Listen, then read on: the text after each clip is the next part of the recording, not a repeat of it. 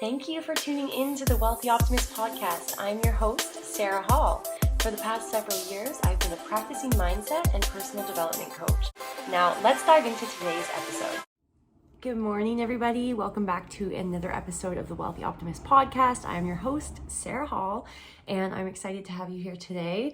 It is actually snowing in London. There is snow falling from the sky for the past couple of days, and it is chilly and doesn't make you want to go outside. And it gave me an idea yesterday to give myself a social media detox for a week. I actually heard this challenge. Well, it wasn't a challenge. I created the challenge, but I felt challenged by Denzel Washington because he said, if you don't feel like you're addicted to social media, delete it for a week and then see how you feel. And I felt personally attacked, and I felt as though that was an excellent challenge for me to take on, because I looked at my screen time and I realized that outside of my regular 9-to-5 job that I do, and then my work that I do at home, with my podcast and my books and, editing videos for myself, all that stuff on top of working, a 40 to 50 hour work week in a full-time job, and then working, maybe 10 to 15 hours a week on my own stuff, and that's on weekends sometimes, I was actually using my cell phone between 4 to 8 hours a day. That is a disgusting amount of screen time. And I'm being very honest with you guys, because when I saw that, I almost threw up. I was thinking to myself, the amount of things that I could get done with that time, and albeit I do have to account that some of that is taken into filming videos on the TikTok app. So, and the majority of my screen time was on TikTok. So I do create my content for TikTok on the TikTok app. So I've got to try to, figure out how many hours of that was actually work, where I was creating content, as opposed to mindlessly scrolling and using it as an form of escapism. And it just, when I heard that from Denzel Washington, I thought, he's right. And so I filmed a TikTok yesterday, and I said that I'm creating a new challenge, and I'm going to call it the Denzel Challenge, where everybody deletes social media for a week and sees how they feel. Because the last couple of weeks, being in lockdown here in the UK and London, have been really challenging. It's been difficult emotionally. It's been difficult for people physically, because you're not able to get outside as much as you used to. I mean, when we were in the lockdown last spring, it didn't affect me the way it's affecting me now. And I'm sharing all this, and I always share things openly with you guys, because it's important for you to know and understand that myself, as a self-help author and life coach, that I go through things, and that is how I have learned the skills that I've learned to be able to help other people. And so I'm always open with what I'm going through and what I'm sharing. And you'll see that on my Facebook or any YouTube vlog, podcast. I always talk about my own personal issues. And that's what helps build a community of trust with all of you guys, so that you understand that what I'm going through are things that you're going through, and what you're going through are things that I do understand. And so this past lockdown has been affecting me in a major way, because you're not able to do the hobbies that you normally do. You're not able to go outside. You're not able to, go to the gym. I'm not able to do any sports that I would normally be doing. I'm not able to go meet my friends. I'm not able to go to the theater. I'm not able to see plays. I'm not able to go to the cinema to see movies. I'm not able to go for brunches. I'm not able to go for, walks and picnics, or do things that make me happy. I'm not able to go on dates with my boyfriend, simple things like that. We're not able to do at all right now. And it's really challenging. And so what most of us are tending to do, which is a very unfortunate thing, is turn to escapisms like watching Netflix for hours and hours on end, which is not a hobby, or scrolling mindlessly through social media, which also, I'm sorry to tell you, is not a hobby. Or the odd times as well too, I do read maybe 2 books a week. So I do find time to do that. I always read one book every week on Audible, sometimes two, depending how many times I go for a walk, but it's been one on average right now. And I'm always reading another book at home. But because of the way that this lockdown has been affecting me, mentally, I don't feel like doing those things that make me feel good. And the irony in that is massive, because you know what makes you feel good, right? I mean, we're all very intelligent people. You know, if you suffer from anxiety, you've learned years of coping skills, you understand the things that stop the anxiety, you know when you're having intrusive thoughts, or if you're suffering from depression, you know things that cause more depression, like i.e. drinking alcohol, or locking yourself away at home and not seeing people causes your depression to worsen. And if you suffer from anxiety, you understand that social media and mindlessly scrolling through things, as opposed to taking time to read or meditate, do some yoga, exercise, will actually increase your anxiety instead of lowering it if you do the yoga and meditation. And we know all of these things. But because of the way that the world is with the pandemic and the lockdown, we actually find ourselves not doing our regular hobbies. And because of that, all of our mental health is spiking and increasing. People are suffering from, more mental health crises than ever before.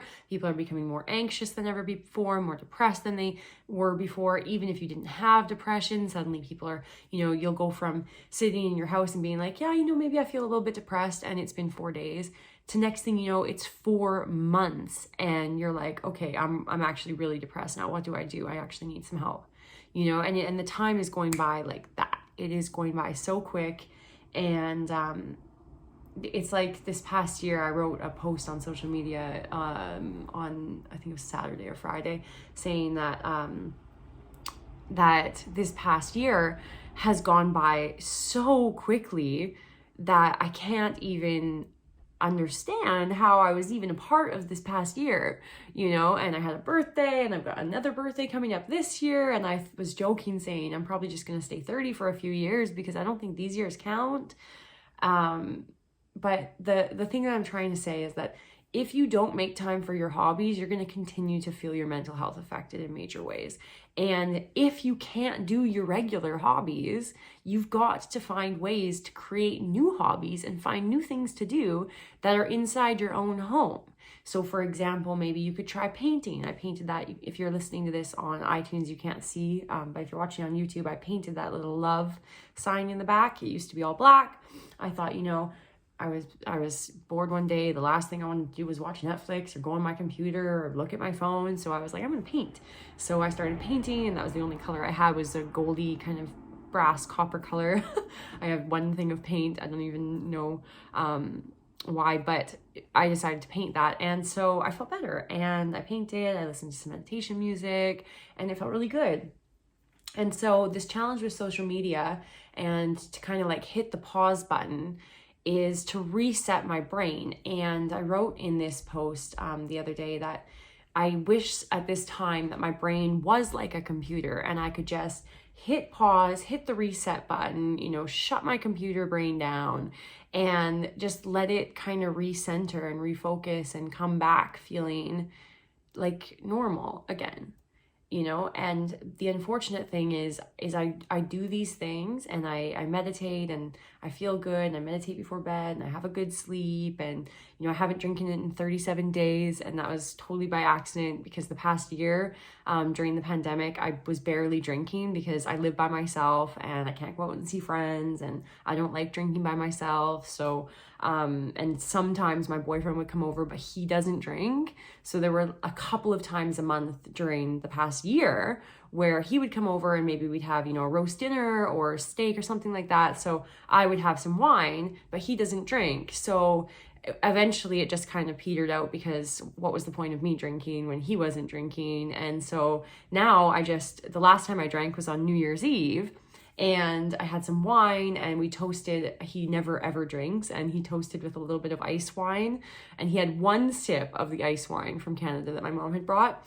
And I literally, he was like, I don't like this. So I drank his ice wine, and I woke up in the morning and I was hungover, and I thought, this is just, what is the point of this? Like, there's no point. And so I haven't drank again since then. And now it's, what is it, February 8th or 7th? And who knows what day it is? I don't even know. And I haven't drank in 37 days or something like that. And I thought, I think I might not drink for the whole year, but we'll see, who knows? Maybe if things start opening up and I'm able to go see my friends, I don't know. But that being said, there are a lot of people, the reason I'm bringing up the drinking thing is there are a lot of people who are doing the opposite. They're drinking a lot more, and they're drinking alone, and they're drinking at home alone. And they're doing this because it's giving them some kind of, escapism, just the way that social media was giving me some escapism, like scrolling through social media or watching TikToks or whatever it was that I was doing on my phone for God knows too many hours a day, 4 hours. And after work is just, that's like watching your cell phone from like 7 p.m. until 11 p.m. every day. That's sickening. And and then on the weekends for 8 hours, like that's like a full-time job on the weekend of watching social media. But a lot of people are instead turning to substances, and this is dangerous because alcohol, and I am not being judgmental at all here. Feel free to drink. There's, in my opinion, to each their own. But in the scheme of things, alcohol affects people differently. And when people are suffering with some kind of mental health issues, if you're depressed, if you have anxiety, if you have any other more serious mental health issues, then drinking alcohol increases those mental health issues tenfold, 100-fold in many people.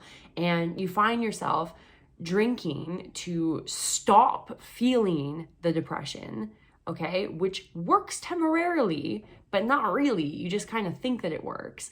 And then instead, it makes your depression 10 times worse, 100 times worse later on during the week. The next day when you wake up, you're ridden with guilt. If you have anxiety, you're ridden with guilt, thinking, oh my God, why did I do that? I hate feeling like this. And the next several days, you'll spend them, being continuously anxious, more anxious than you were before drinking. And if you're depressed, you'll be more depressed than you were before drinking. And the alcohol seems like it's working at the time, but then what you'll do is become more depressed, and then you'll be like, I'll just drink something and I'll feel better. And the next thing you know, you're drinking at home by yourself way too frequently. And I'm not trying to shame anybody here. I'm just trying to put a perspective out there and a challenge to perhaps try to channel those energies in a more productive manner.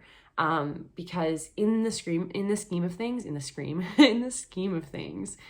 I've watched it happen in personal relationships in my life, where substance abuse, whether it's alcohol or other things, as you all know, I've lost my sister to drug overdose. She was an addict for years, and I lost her very tragically to a drug overdose. And my dad lost his mom to alcoholism, and we've had a lot of very personal issues in our family regarding substance abuse and alcoholism. And so I know this very, very well, and I am very, very familiar with the effects that this has in the scheme of things. There's an ancient, I think it was Native Americans in Canada where I first heard this. They say that alcohol is called a spirit because when you drink it, it allows spirits into your body. And that's why people change when they're drunk and they act differently. And a lot of times they say also like alcohol is, what is that Italian, that Latin phrase, vino vertizo or something like that. I can't think of it right now. I'm saying it wrong, but it means, truth is in the wine. So when people are drinking, they're more truthful. And the fact is it alters your personality. And when you are down that, it's like a slippery slope with the lockdown right now. Not having our hobbies that we can regularly do, and then using something else as a form of escapism, whether it's for me was obviously social media, or whether it's for somebody else that it's drinking that you're turning to, or binge watching Netflix, or binge eating unhealthy foods, and choosing not to exercise, or because everything that we do is a choice. Whatever it is that you are finding yourself doing that is replacing healthy hobbies that you used to have pre-pandemic, it is time to take a hard look at that and see what you can switch. So I challenge you in this podcast episode to try a week. If you don't feel like you're addicted to something, like Denzel said, turn it off for a week and see how you feel. Now, for me, I'm doing it with social media. For you, it could be alcohol. It could be caffeine. It could be a substance that you're abusing. It could be Netflix. It could be social media as well. It could be anything that you're gaming. If you find yourself using video games as your escapism, to that extent, some things are healthy and some things aren't. So you have to find that balance. I love video gaming. I love gaming. I love playing video games. But if you're doing it, like how I was doing it with social media, if you're doing it 4 hours a day or 8 hours a day on the weekends, that's an unhealthy amount of it. Okay. So, see what else you could do instead. And a lot of people as well too, I was talking with my girlfriend on the weekend when we went for a walk, and, she said that, she's finding it very difficult to focus and she's procrastinating a lot. And I resonated with that so well because, it's very easy to procrastinate, especially when you're using something to escape the deeds that you have to do. So for example, every single week, on Monday, I write out a list of my goals, that I want to achieve for my personal goals. And I write out, a list of what I've got to get done for my day job. And, for my personal goals, I always get everything done for my day job. You know what I mean? That's my priority. But for my personal goals, that should be a priority too. But I find ways to procrastinate around getting those things done. And I notice over the months that those goals are getting carried over next week, into the next week, into the next week. And I started to really think about this challenge on the weekend. Like, am I using social media as a way of escaping achieving my personal goals? The answer was 100% yes. 100% yes, I am.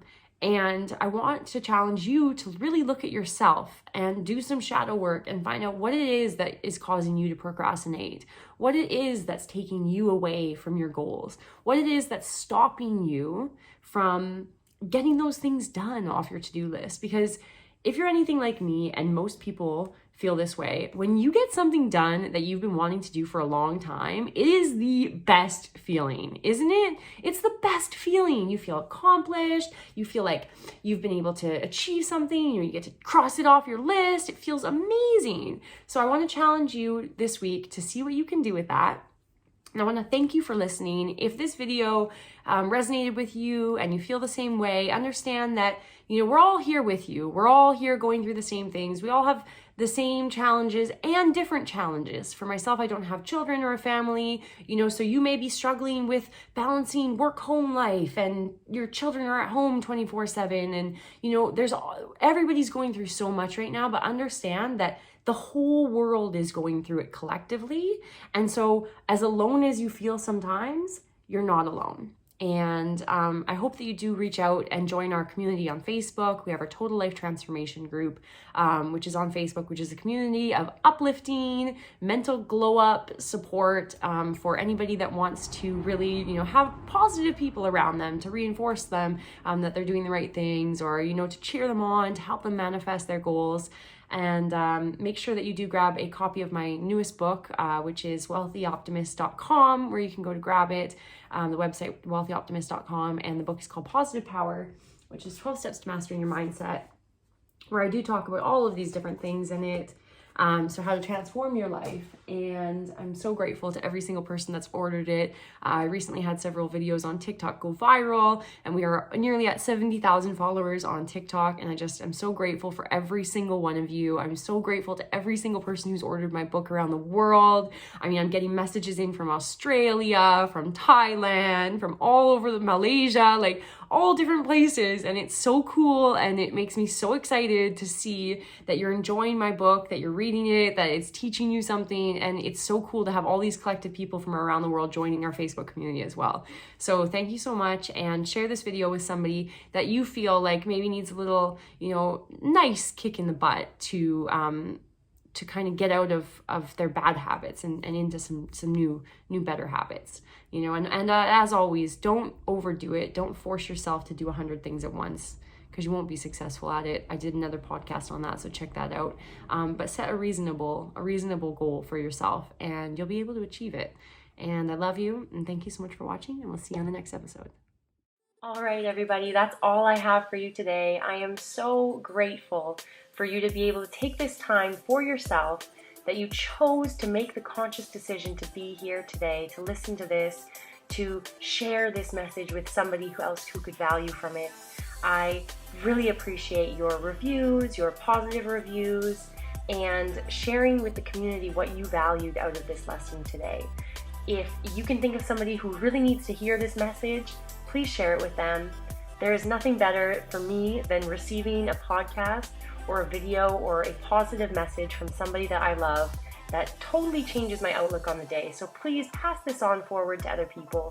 And don't forget to come over to my website, www.wealthyoptimist.com, so that you can connect with me and dive into your transformational journey with our 12-week program, completely breaking free from your past traumas, from your past mistakes, from your past negative energies, and just being able to release all of that and move forwards in our 12-step program that's accompanied by my book, Positive Power, the 12 Steps to Mastering Your Mindset. And I really look forward to having you join as part of our community. Thank you so much for taking the time today to do this for you. I am sending you all the love for a beautiful, wonderful day that you have ahead of you, or a wonderful sleep if you're listening to this in the evening. Until next time.